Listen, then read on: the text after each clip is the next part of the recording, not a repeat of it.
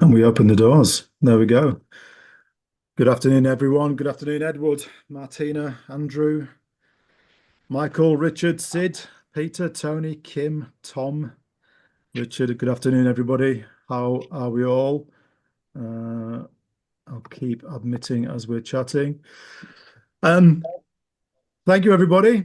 Just take your microphones off for 1 second. Just say hello.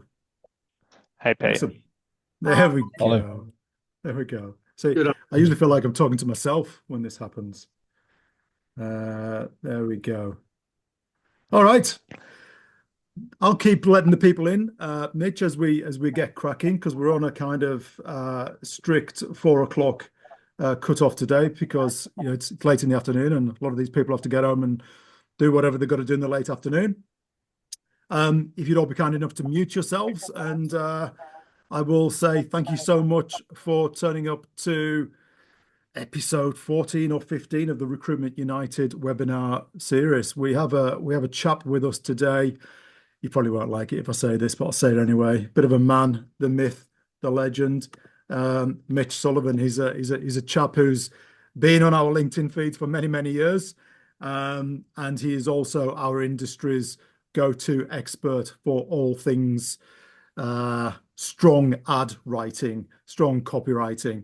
He has some very particular views on what a good ad looks like and what a bad ad looks like. And he's been kind enough to come on. And by the way, it's 6 o'clock in England. And Mitch is sitting there all sprightly at 5:59 a.m. I don't quite know how he does it. So, Mitch, mate, on behalf of the group, I do want to say thank you for getting up at 6 a.m. to do that. It's very much appreciated. You are in possession of 4 or 5 ads that have been written by members of this group, and you're going to chat about them and around them and dissect and analyze and do whatever it is you do. So on that, sir, I'll hand over to you, Mitch. Thanks, Pete. Hi, good morning, everyone. Well, sorry, good afternoon, everyone. Right, look, normally I would do a kind of a 15-20 minute slideshow, talk you through a point that I would want to make, and then open it up to questions. I'm not going to do that today.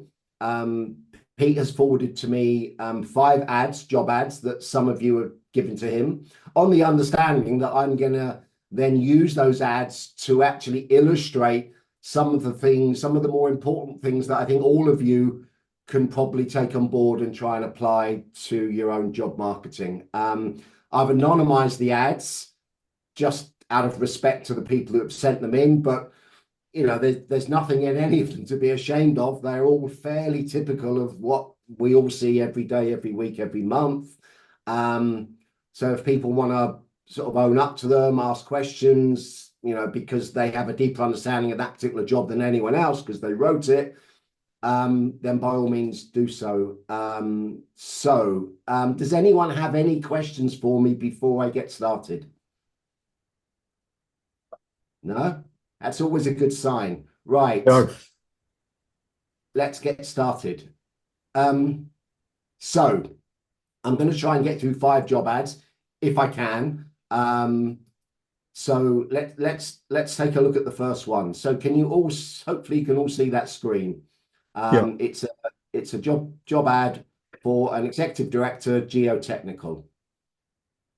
Right. So what I'm going to do is I'm going to go through the ad and I'm going to point out what I think are the areas of weakness and how the ad could be improved. So the first thing I do whenever I look at an ad that somebody gives me for any kind of assessment, whether it's part of the coaching program we do or if I'm doing someone a favor, the first thing I do is I read the ad and try and put myself in the shoes of the candidate just to see, look, does this make sense? If I were this type of person, would what's on the page make sense to me? Invariably, the answer is always yes, to either a greater or lesser extent.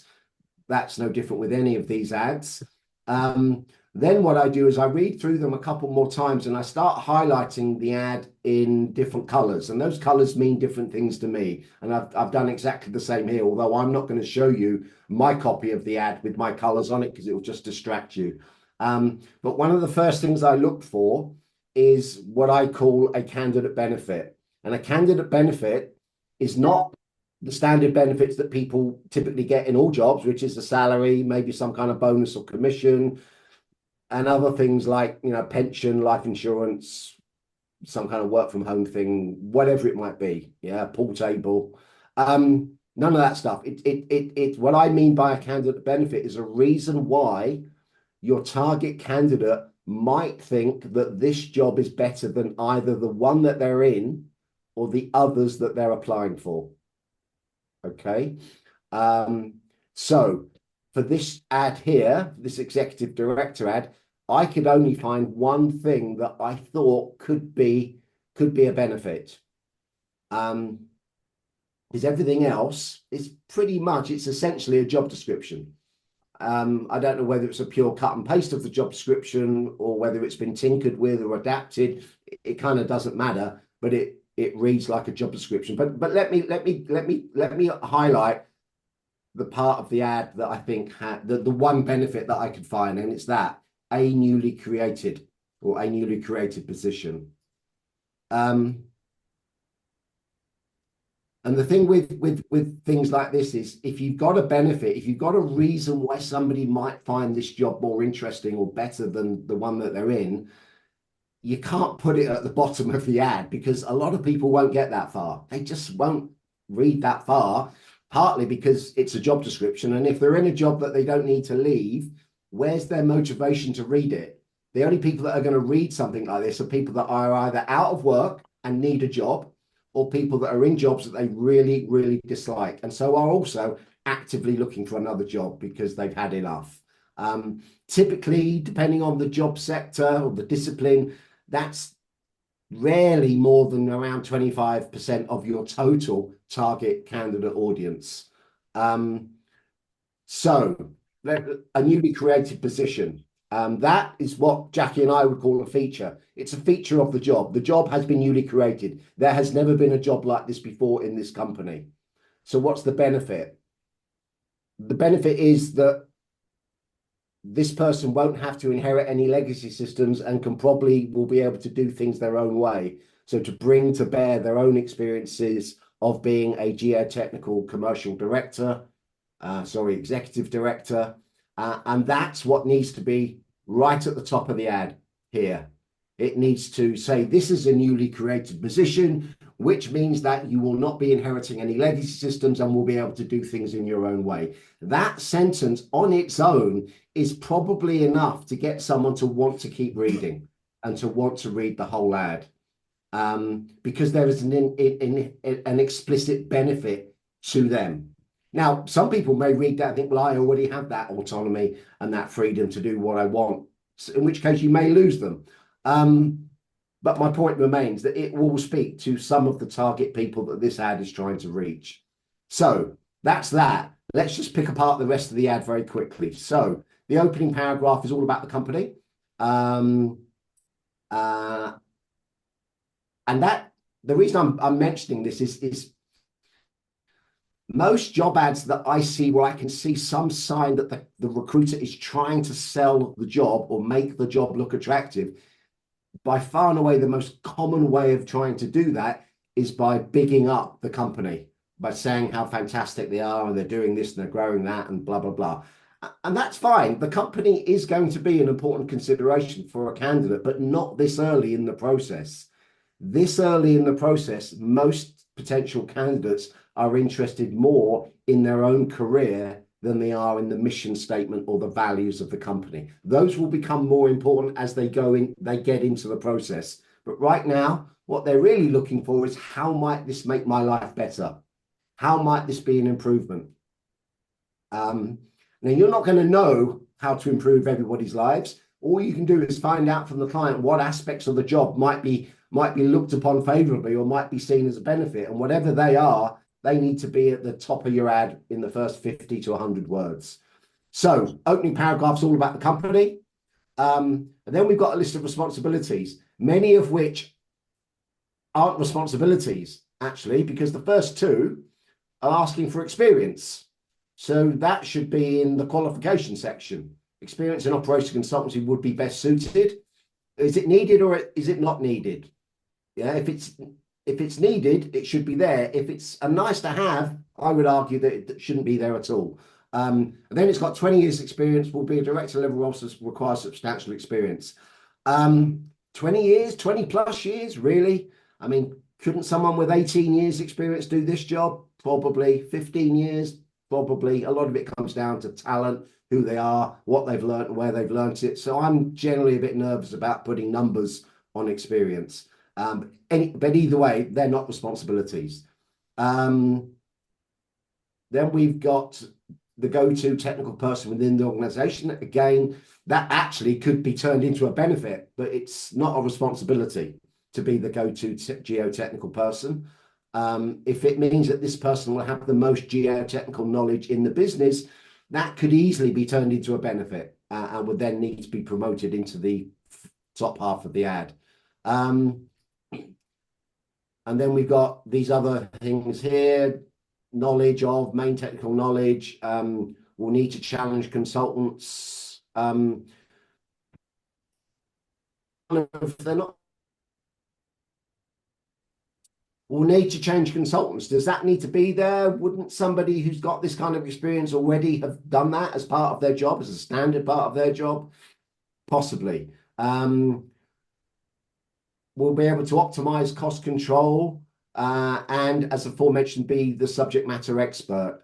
If it's already been mentioned, why say it again? So as aforementioned, be the subject matter experts. I would delete that. Have held a corporate level position previously. Again, that feels like a bit of a repetition of what's at the top. But again, it's not a responsibility. We'll need experience on an operating site, same point. And then we've got will not need experience overseeing multiple assets simultaneously. What would be nice if they did? Again, that's a nice to have, but it's not essential. Again, I would delete it. I wouldn't put it in there if it's not absolutely essential. So, qualifications. Strong geotechnical acumen with the expertise in open pit mining and slope stability. If you're advertising for an executive director who's a specialist in geotechnical, I would have thought that asking them to have strong geotechnical acumen would be a bit like saying to a recruiter, hey, you need to be good with people. It kind of is baked in to what the job is. I would argue also that ability to manage budgets and analyze data and make informed strategic decisions is something that all executive directors have got experience doing. So again, that would be baked in. Excellent communication and presentation skills. It's a soft skill. Nobody's going to filter themselves in or out based on that. Therefore, I would delete it. In fact, I never put any soft skills in any of my job ads because they're a waste of time. Everybody thinks they're a great communicator, even those that aren't. And then we've got demonstrated success in safety, project management experience. And again, those are things that I would normally expect this type of person to already have. And then we've got the call to action. To be part of this process for this exciting opportunity in a newly created position, which is actually the most interesting part of the ad, is that bit there, which I've already said. Please click the apply button. To be part of the process, I'm not sure how that's how I would want to set this up. Just the word process alone can give some people the shivers.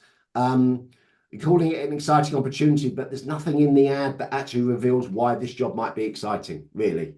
And then finally, are we only asking this person to click the apply button? What if they don't have a CV that's up to date? And if they're in an executive level position, I would expect them probably not to have, because they probably don't keep their CV up to date. So I would look to give them other options to get in touch. Give me a call, drop me a text message, send me an email. I would probably say, don't worry about your CV for now. We can deal with that later. I would just want to make contact with people who have got the experience that I'm looking for. So there's my feedback on ad number 1. While I change over to ad number 2, feel free, any of you, to ask any questions. And let me open chat just in case there's anything going on there. Nothing going on in there. Right. No questions. Cool. Good. Right. Number 2.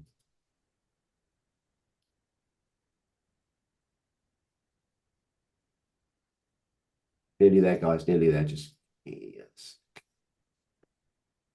Right. Ad number 2, general manager, based in Sydney, New South Wales. So,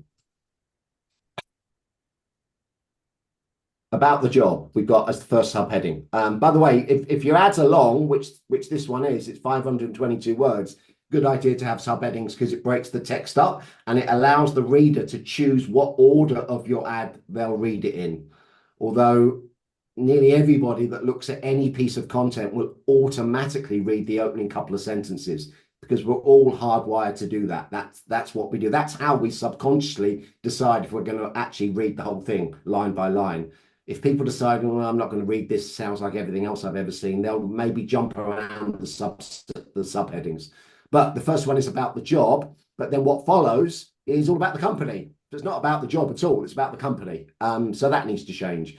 About the role is actually the same as about the job. So you've got 2 subheadings that actually mean the same thing. Sounds like I'm being picky, I apologize, but we do need to get these things right. But again, let's do the same thing as I did last time. Let's look at where's the gold in this ad. Where are the parts of the ad that potentially are going to reveal the reasons why people might find this job attractive. So the first thing that I could find was this. Was that sentence there. Our operational diversity offers our employees access to many experiences and career opportunities within one company.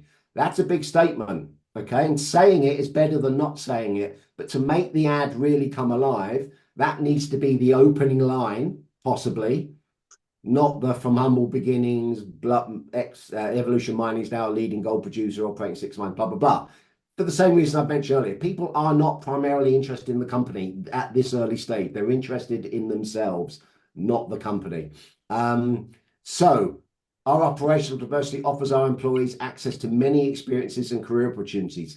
The very next few sentences need to talk about what those experience and career opportunities might be. So what are they going to learn from those experiences? How is that going to make them better at what they do? That is how you get people to read your job ads, is by telling them why this job might be a good fit for them and something that they might want to do. So that's the first potential benefit that I found. The second one was, where is it? Yeah, it's at the bottom here. Which makes for interesting work and countless ways to learn and grow. So that's kind of connected to that first thing that I highlighted there. So again, interesting work. How are they going to learn and grow? Countless ways? Great. Just tell me 2 or 3 of them. Yeah, that is going to appeal to me as a general manager. So interesting work. How is it interesting? And what are some of the ways that that person is going to learn and grow? What are they going to learn? How are they going to grow? What might they grow into? Are there any examples of people in the company who have made a similar journey? Because if there are, just highlighting one of them is all of the credibility that you need, and it will make what you're saying far more believable, and people will take the ad far more seriously. Okay, about the role. We're repeating the job title here. I don't see any reason why we would need to do that. The most powerful word in all forms of advertising are the words you and your. So starting it with you will play a pivotal role in blah, blah, blah is all that sentence needs to be. Put the link in away it went. Do you want to email her the link? Hello? Sorry, is that... Hey, Mitch, I just muted somebody. Okay, fair enough. I thought they were trying to ask a question. Right. So, a lot of what I said about the first ad applies here. It reads very much like a job description or position description, as I think you guys will typically call it. The key responsibilities are kind of nice and succinct. You know, normally these things are a big, long list, but here there's only 4, which is good. Just gives them the essence of what the job is. And then we've got this paragraph here. The role offers a unique opportunity to shape the commercial function across our operations, contributing directly to the company's success and growth. I would have thought that just doesn't need to be said, because what that actually is saying is this job will make us more money. I don't think that needs to be said about any job. Now I'm happy to have people disagree with me on that, but to me that just seems like empty calories. It's not adding anything to the understanding of the job or the attractiveness of the job. So moving on, about you, I would want this paragraph. It's very heavy. It needs to be broken down into 2, 3, maybe even 4 shorter paragraphs, or you can turn them into bullet points. The only part of a job ad that I'm genuinely in favor of using bullet points is the about you section. It's the section where the candidate can find out what it is the hiring company is looking for, whether they fit. And again, in my experience, I have rarely ever gone to market with a job that has had more than 3 must-have, non-negotiable criteria, qualification criteria. And that criteria is always based on skills and knowledge. What do they know? What are they good at? Not soft skills or any of that other stuff. So that needs to be decluttered. There's words in there like strong. I don't know if any of you have ever played around with sort of gender decoding in your ads, but words like strong are speaking explicitly to male candidates. And if you want to attract female candidates, you need to adjust the wording of your ads. A better word to attract a female manager would be have a collaborative background, perhaps. But anyway, and then we've also got the word here that I always is a bit of a flag for me is ideally. They either need a certain kind of experience or knowledge, or they don't need it. You need to find out from the hiring manager what are the absolute non-negotiable must-have criteria that this candidate will need to be able to do this job. And honestly, getting that information is dead easy. I get it by asking the hiring manager, what are the 2 or 3 must-have non-negotiable things this person will need to be able to do the job? And you know what happens? They give me 2 or 3. They don't give me 12 or 8. They give me 2 or 3. And those are the 2 or 3 that go in the ad. Okay, and then at the bottom, we've got the diversity thing, blah, blah, blah. So, look, again, it reads a bit like a job spec. I think in tougher times, I'm not sure this ad would be successful. I think at the moment, there's a lot of jobs that where there are a lot of good people available. So, you know, part of this session is really just to prepare you for when the market goes back to being a strongly candidate-driven market. But is the job, the other thing I wanted to point out is the job title for this, is that an accurate enough job title? Because in the about you section, they're looking for someone CPA qualified, and it talks about financial plan analysis. So is this more of a finance person? I don't know. I don't know enough about the job or the company, but that would be something that I would want to dig a little bit deeper in as well, because it may even just not get enough of the right eyeballs on it if it's not exactly true to what the job is. The job title isn't true to what the job is. So that's it. That's it on that ad. Any questions while I switch to the next one? So, Mitch, there are 2 questions in the message trail. So the first one is from Andrew. Do adverts need to be bland and to the point, or should they have a little witty aspect to them? Okay, listen, guys, Andrew, in this case, do not think please don't fall into the trap of thinking that you've got to be some kind of smart ass or some kind of genius or some kind of creative person to produce good job ads. You do not. I mean, some people are, and some people learn how to become a little bit creative.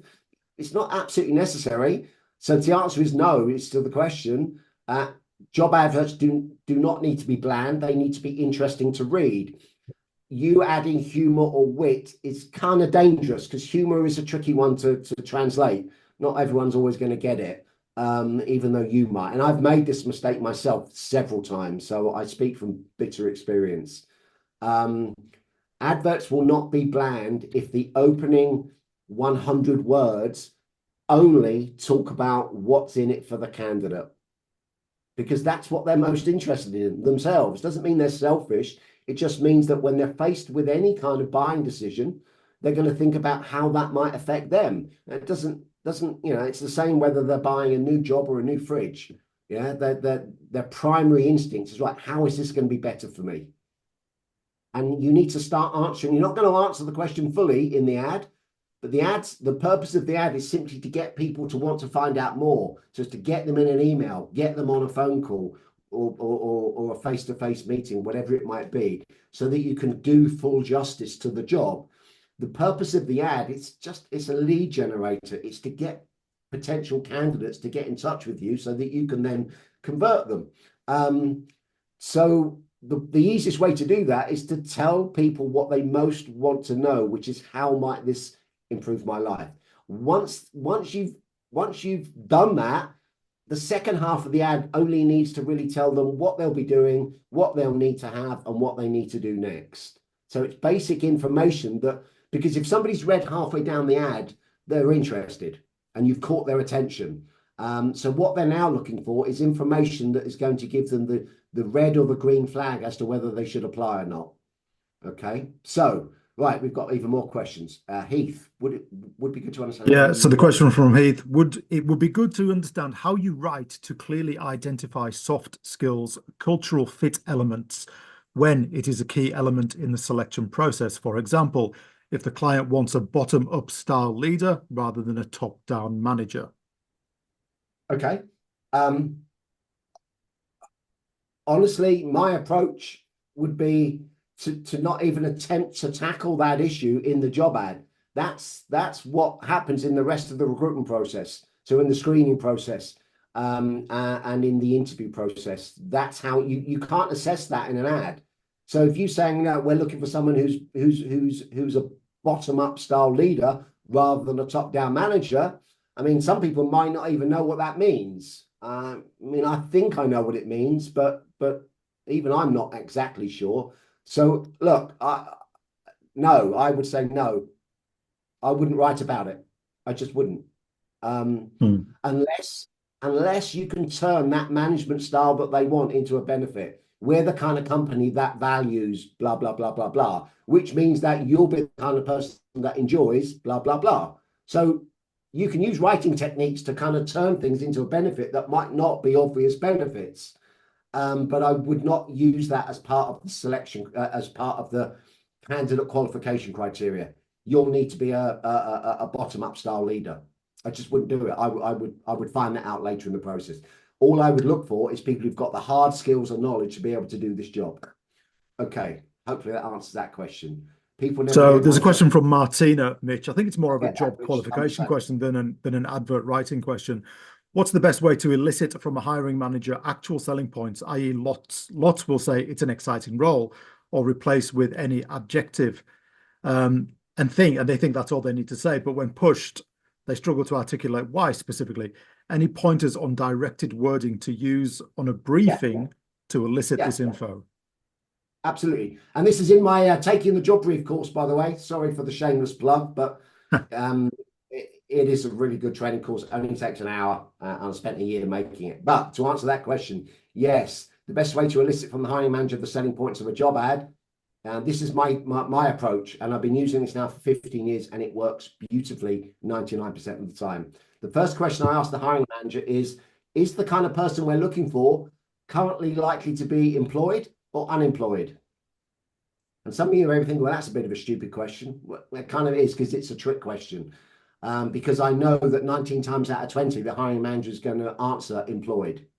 And they're going to answer employed for one of two reasons. Either they've got their finger on the pulse and they understand the market at that particular time. And in a lot of cases, candidates are not easy they're easy to find, but they're not easy to get and to engage with and to get them into the process. So they'll say employed, or they'll be biased against unemployed people. They'll assume that if someone's unemployed, they're not very good, which we know that a lot of the time that's complete bullshit. But anyway, I leave that alone. So once they say to me employed, they've then walked into my trap, because my second question is, why would somebody currently doing a similar job to this one want to quit that job and come and work here? And that's where sometimes, particularly HR people, when I've asked HR people, they kind of, their face goes a bit funny and they look at me like a dog that's just been shown a card trick, yeah. But hiring managers, it catches them off guard a little bit because they've never been asked that question, and they may stutter, but whatever happens, the most important thing is that the next person who speaks loses. So make sure it's not you. Just sit there, you shut up, you look at them, or you wait for them to answer. Okay, you don't start giving them multiple choices, which I've seen some recruiters do in live meetings with clients, because they get nervous. So why would somebody want to do this job? If they're struggling to even understand the question, then explain to them, say, look, if most of the people that you want to consider for this job are currently in a job, and we have to assume that most of them don't need to leave that job, then to get them to enter into one of the most stressful things that any of us will ever do in our lives, which is change jobs. I mean, it's up there with buying a house and public speaking and, you know, falling in and out of love. Those are all stressful parts of our lives that we all experience. And if we're going to expect someone to willingly put themselves into that process, we have to give them good reasons to do that. Wouldn't you agree? And then when I give them that speech, they get it. And then we start to have proper conversation about why somebody would want this job. And that's what I then translate that into whatever way I see fit. And that is what forms the majority of the first 100 words of the job ad, invariably. Okay. One more question, Mitch, before we go into the next job ad. How wordy or non-wordy would you make an advert in order to capture the audience's attention the most? I suppose John is asking, what is the optimum correct size for an advert? Okay, right. It's a little bit of a how long is a piece of string question. In general, and this is in general, okay? In general, the more junior the job, 250 words-ish, a little bit under, a little bit over. Most jobs don't need much more than 350 words. So those typical jobs, mid-range jobs that are paying between 40 and 80, 90K. And then the more senior roles that are paying three figures plus. Sorry, I'm talking sterling, by the way. Just double what I say for Australian dollars. More senior roles, you can be wordier. So, you know, the longest ad I've ever put out was for a sales director that was about 650 words, which, you know, is longer than most of my blogs. But anyway, it went out and it was very, very successful. More senior people generally have a bit more tolerance for reading because they don't see that many job ads that are applicable to them. So when they do see one or hear about one, they will generally have a look at it, if only because they tend to manage their careers a little bit more carefully than perhaps people earning, you know, lower, you know, sort of 30, 40, 50K. But a lot of the readability of a job ad is dictated by the first 100 words. And I go back to what I've said before, and I keep banging on about this because it is by far and away the most important part of job marketing, is you've got to get people's attention and hold it. And the easiest way to do that is simply to explicitly or implicitly tell them reasons why this job might be a good move for them. Okay, does that any more? No? Okay. No, I think we're good to carry on. Right, listen, I think we've only got time for one more. Okay, so just give me a second. I'm going to jump to the fifth one that I was going to show because I did actually grade them. Oh, God, where is it? Just give me a second. Hang on. Right.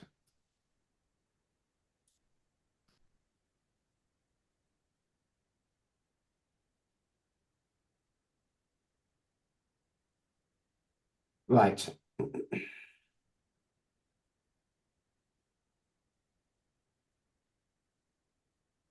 Right, last one. Oh shit, I've left the person's name on it. Anyway, no worries. Heath, this is your ad. Apologies. I've pulled up the wrong copy. Anyway, it's done now. Right. The reason I've jumped to this one is I graded the ads from 1 to 5 in terms of which ones had the most benefits in them, the most reasons why a candidate might be interested. And this one was the winner. So let me point out the aspects of this job ad that I like. I'm glad you left the name on then. Yeah, no, I bet you are. Right, let's just stuck in because I'm conscious we probably only got about 10, 12 minutes. Right, I still don't like this because the opening sentence is all about the company. And I just want to try and encourage you to not talk about the company right at the top of the ad. Do it lower down in the ad. So that I'm not a big fan of, but this I like. So you've got 3 bullet points. It kind of stands out, and each bullet point is actually trying to sell the job. So whenever I see something like that, in my head, I applaud. I go, yeah, good. I like the intent. I hate that. Why is that on there? Full job description? Why are we calling it a job description? It should be a job ad. And you are trying to make it a job ad by putting that at the top. But the other thing that I liked is this: make a significant impact in the mining sector. So let's just look at these. Well, was there anything else? Oh yeah, there was. Let me just point out the other bits that I liked, that I thought could be turned into benefits. This is an existing team delivering good results. That may not look like a benefit. In fact, it could be construed as a negative, because somebody might read, I think, so we've got a team that are well established and they're delivering good results. So what the fuck am I needed for? Could be one reaction to that statement, but it could be turned into a benefit, because if they're really good people doing good work, then getting them to become even better could be a challenge that this type of person would really kind of be interested in sort of meeting head on. So I think that needs to be built out a little bit more. And it says here to build a greater sense of cohesion, teamwork and collaboration. So there's a little bit more detail as to what would be involved, which is good. But again, I would want that higher up in the ad, not buried halfway down. Because again, some people may not read that far if you haven't caught their attention. And then at the bottom here, we've got develop your career. Typo there, by the way, Heath, you need to have a look at. Develop your career. Developing people's career is what most people are interested in. By far and away, the biggest universal motivator for people to change jobs is the thought that the new job might make them better at what they do. Everybody likes the idea of getting better at what they do. Doesn't matter what level they are. Everybody likes learning, getting better. So anything to do with training, personal development, the training budget, if there's a great boss who's a great mentor or good motivator, whatever it might be, anything that speaks to them developing their career and progressing either personally or professionally or from a status point of view, because it could involve also promotions, pay rises, that kind of thing. That needs to be talked about up here, not at the bottom. So let's go back. Highly positive workplace culture. Highly positive or positive? What's the difference between highly positive and positive? That's a rhetorical question. I don't need an answer to that. It's either positive workplace culture or it's not. Okay. Develop a team. Okay. You're going to talk about that later. But the bullet point that I'm intrigued by the most is want to love your job again. If you're going to make a big statement like that, Heath, you need to immediately start telling them how that might happen, not bury some of the clues down in the ad, like, you know, like this part that we talked about, or the developing your career parts, or the making an impact in the mining sector. I mean, how might that happen? Make a significant impact to them. What might that impact look like? If they can see what the end goal is, then they're more likely to want to try and achieve it. But you know, I see loads of ads who say, oh, you'll be able to make an impact in blah, blah, blah. But that's as far as they go. So it needs more. It needs to be unpacked. It needs to be animated a little bit more. So want to love your job again. Look, I would open with that. If this were my ad, I would make that the opening sentence. In fact, I'd make it the opening paragraph. Want to love your job again. It's a massive statement and you're going to have to back it up. But I think there's enough in here with a little bit more work that could be backed up. But if you answer that question, people will read it, if only out of curiosity, because they won't see that in job ads very often. Yeah. So, and if you can get them halfway down the page or even a third of the way down the page, and the easiest way to do that is to only talk about what's in it for them and how this might make their life or their professional life more rewarding or better, they'll read it because that's what they're most interested in. So look, I like the ambition of this ad, but I think there's more it could be doing. Need to get rid of that for sure. Right, other bits that I'll just pick over because we've got 5 minutes. Right, are you a dynamic and experienced sales leader ready to make blah, blah, blah? I'm not a big fan of are you a dynamic and experienced sales leader, because what you're doing here is you're shoehorning into the front half of the ad criteria that the candidate is going to have to meet. And I would rather tell the reader what they're going to need to have in the second half of the ad once I'm done selling the job. So trying to shoehorn in sentence like that, I don't think help. So this is an exciting role. If you do what I've suggested you do, you don't ever need to use the term exciting role, ever, because you'll have proved it by talking about those things that I've just highlighted. So a leading company in the industrial distribution industry. When I read this, I was confused between industrial distribution industry. Is that the same as mining? I don't know. Look, we don't have a mining industry over here. That was long gone, but is that going to cause some confusion? I don't know. On offer is a new role as a blah, blah, blah. This is just repeating what should be at the top of the ad, which is a job for a regional sales manager in Queensland in the mining industry. So I would just delete all of that. A common grammatical tick that so many recruiters make, and I've done it one-to-one coaching with over 400 of them in the last 4 years, 3.5 years, is they keep using the word this role. In this role, you'll be able to. This role will give you, blah. You don't ever need to use that term. It's a job ad. They know what they're reading. You don't need to keep referencing what the content is about. So rather than this role involves adding leadership to an existing team of business development managers, you say you'll be adding much needed leadership or leadership to. Start the sentence with you will be, not this role will involve. Okay, moving on. Driving synergy and collaboration to achieve outstanding results. Does that need to be said? I don't think so. It's a bit cliche, driving synergy and collaboration. I mean, aren't all outstanding results done by achieving those things? Possibly. Right. Key responsibilities. Synergy and collaboration. We've already mentioned it.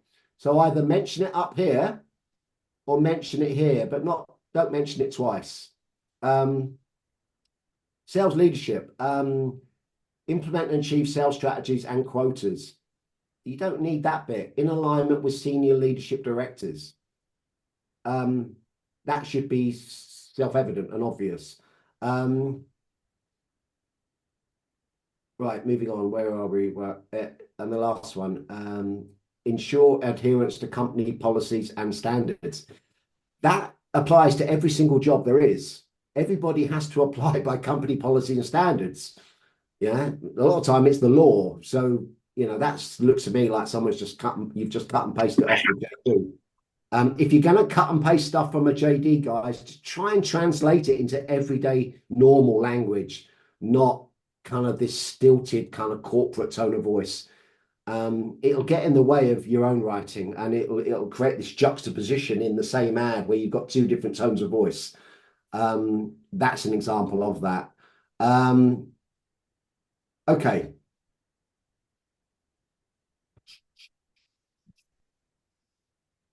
What have we got? We got right. People skill, right. Key responsibilities, quite long. Hang on, sorry, I'm just getting my bearings here. I don't have a subheading for this stuff. Is this still responsibilities, or is this what they're going to need to have? Is it really worth telling someone this senior that they need this stuff here? MS, Office, Excel, Word, we all know how to use those. And I'm a Mac user. I know how to use them. Those things, yeah, maybe. But the others I would get rid of. Role requirements. The role has an all of QLD remit. I don't know what that means. Will the reader of this job ad know what that means? I don't know. And as such, there will be a degree of travel expected. You don't need, again, the words in this role. Right, we're nearly there. Develop your career. I've talked about call to action. Do we need to say it's a genuine opportunity? Is that to make a distinction between all those other opportunities that were bogus or fake or bullshit? No, obviously.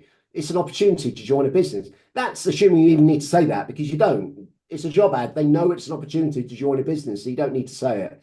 But if you want to talk about how the business is growing, great, but tell them why they're growing. What are they doing well that's enabling that growth? Because that, particularly to a salesperson, that will be quite attractive. And if you can do that, promote it higher up the ad, not make it your last sentence. And of course, we talked about developing your career as well. So there you go. Feedback on 3 ads, which are fairly typical of 90% of the job ads that I see. Any more questions? I think there is one question here from Ollie. Interesting subject, Mitch. We are seeing more and more recruiters using Chat GPT to write adverts due to laziness or simply to save themselves time. Have you tried running an advert through it with any specific commands that have genuinely helped? No. And I've tried. Seriously, I've tried. Not just ChatGPT. There are several products out there that claim to write job ads specifically. Yeah, and obviously those are the ones that I focus on. Partly because I'm building one myself, and I'd rather you kept that to yourselves because it's going to be a little while off yet. But being the purist that I am, I want to make sure that it does exactly what I need it to do. But no, they're just creating job descriptions that have a slightly better tone of voice than the job description that came out of the HR department, and making them a little bit shorter. But none of them. Sorry, let me rephrase that. All of them are presenting you with job content that starts by talking about the company, then talking about what the company wants you to do, then talking about what the company wants you to have in terms of qualification and experience, and then what you need to do next. Yeah, that isn't a job ad. That is all about what the hiring company wants.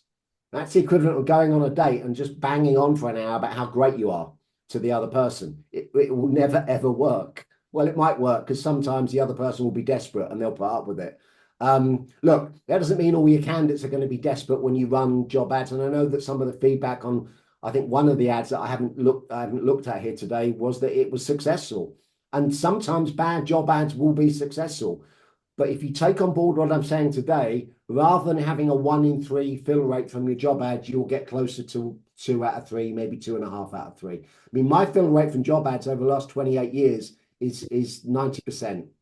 I've rarely had to go to direct sourcing to fill jobs. Admittedly, I don't work on really senior roles, but most of the jobs I've worked on in my life have been paying in Australian dollars between 80 and 200,000. Maybe a little bit less than 200,000, maybe between 80 and 160. So those kind of mid-range jobs where people have to have a certain kind of specialism, and a track record in something.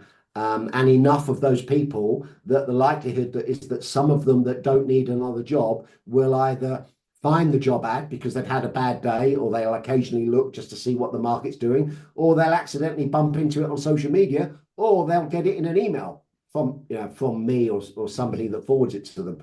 The great thing about recruitment advertising, guys, is that unlike other forms of advertising, we don't need to find lots of customers for each ad. We only need one.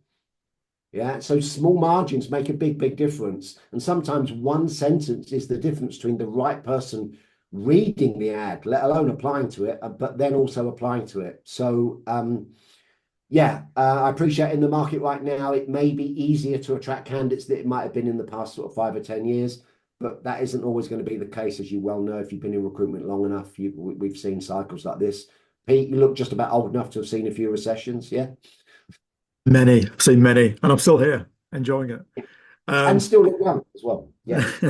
Mitch, one last quick question from Gary. Yeah. Would you be fine with having a standard formula to describe a client that you do multiple roles for?